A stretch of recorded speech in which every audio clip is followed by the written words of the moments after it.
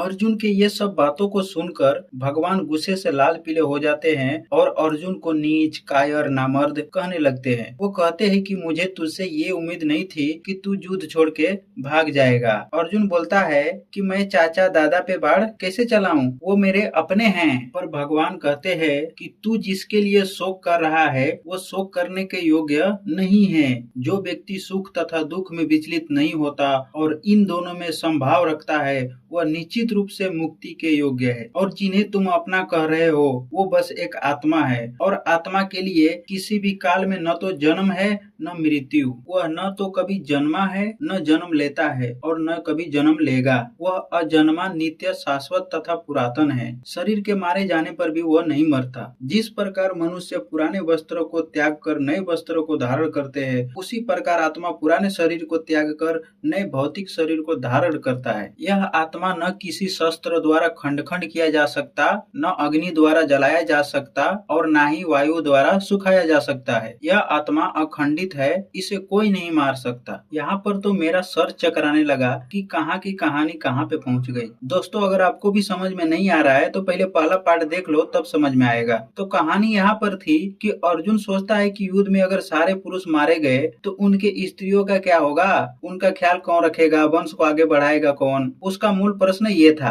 लेकिन भगवान तो उसको आत्माओं की दुनिया में लेकर चले गए। बताने लगी कि ये सब आत्मा है जो तुम्हारे सामने खड़े हैं, इन सबको मार डालो, क्योंकि आत्मा नहीं मरता है, केवल शरीर मरता है। और उन्होंने ये भी कहा कि आत्मा न तो जन्मा है और न ही जन्म लेता है, वह अजन्मा स्थिर है। इसका मतलब आत्मा हमेशा एक जैसा ही रहता है, वो कभी नहीं बदलता। चलो कोई बात नहीं, अर्जुन के प्रश्नों को यहीं पे छोड़ देते हैं और अब आत्मा के बारे में बात करते हैं। तो भगवान कहते हैं कि आत्मा जन्म नहीं लेता है। इसका मतलब यह है कि आत्मा का संख्या निश्चित है, स्थिर है, इसको बढ़ाया नहीं जा सकता। तो मेरा कहना यह है कि फिर जनसंख्या क्यों बढ़ रही है। बुद्ध के काल में जनसंख्या कुछ करोड़ थी और आज पूरे भारत की जनसंख्या लगभग 200 करोड़ हो गई है। जब आत्मा की संख्या निश्चित है और कई हजार सालों से लोग मरते जा रहे हैं, कुछ स्वर्ग चले गए, कुछ नरक चले गए, तो कुछ को मोक्ष प्राप्ति हो गया, तो आत्मा घटना चाहिए ना कि बढ़ना चाहिए। फिर भी बढ़ते जा रहे हैं। चलो कोई बात नहीं, हम इतना दिमाग नहीं लगाएंगे। दूसरा सवाल यह है,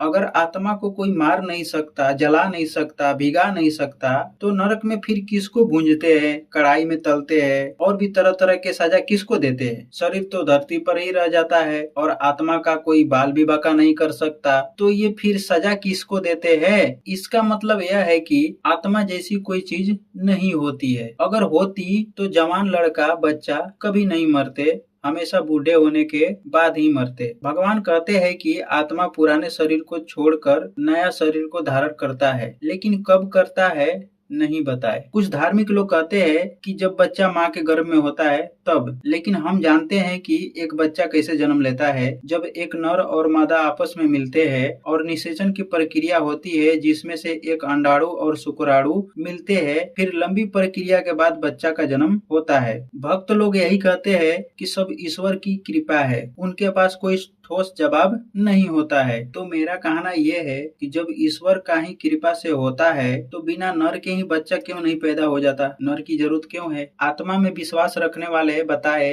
कि जब दोनों नर और मादा में एक एक आत्मा होता है, फिर बच्चा में किसका आत्मा आता है, नर का या मादा का। अगर दोनों में से किसी एक का आत्मा बच्चे में आ जाए, दोनों में से किसी एक को तो तुरंत मर जाना चाहिए, लेकिन ऐसा नहीं होता है। यहाँ इस बात का खंडन हो जाता है कि आत्मा वस्त्र के जैसा शरीर को बदलता है। यह पूरी बात गलत साबित हुआ। आत्मा और अंधविश्वास के चक्कर में फंसे कई लोग गीता, उपनिषद आदि ग्रंथों का उदाहरण देते हुए कुतर्क करते हैं और श्लोकों से आत्मा का हवाला देते हैं, किंतु जब उनके घर का कोई सदस्य बीमारी से मर जाता है तो भोंकर भोंकर के रोते हैं और छाती पीटते हैं। जब किसी की हत्या हो जाती है तो केस मुकदमे करते हैं, किसी का एक्सीडेंट हो जाता है तो रोना धोना करते हैं। ये सब क्यों करते हो? आत्मा तो अमर है ना, आत्मा तो कभी नहीं मरता, फिर ये रोना धोना क्यों? केवल शरीर मरता है, आत्मा नहीं मरता। तो उन्हें खुशी मनाना चाहिए कि वे तो स्वर्ग चले गए, मोक्ष की प्राप्ति हो गया, ना कि रोना धोना करना चाहिए। ऐसे बहुत सारे उदाहरण दे सकता हूँ जो आत्मा को ना होने का संकेत देता है। दोस्तों, हमारे भगवान आगे कर्म सिद्धांत के बारे में ज्ञान देते हैं, उसमें क्या क्या बताए हैं हम अगली वीडियो में देखेंगे। तब तक के लिए नमस्कार, जय भीम।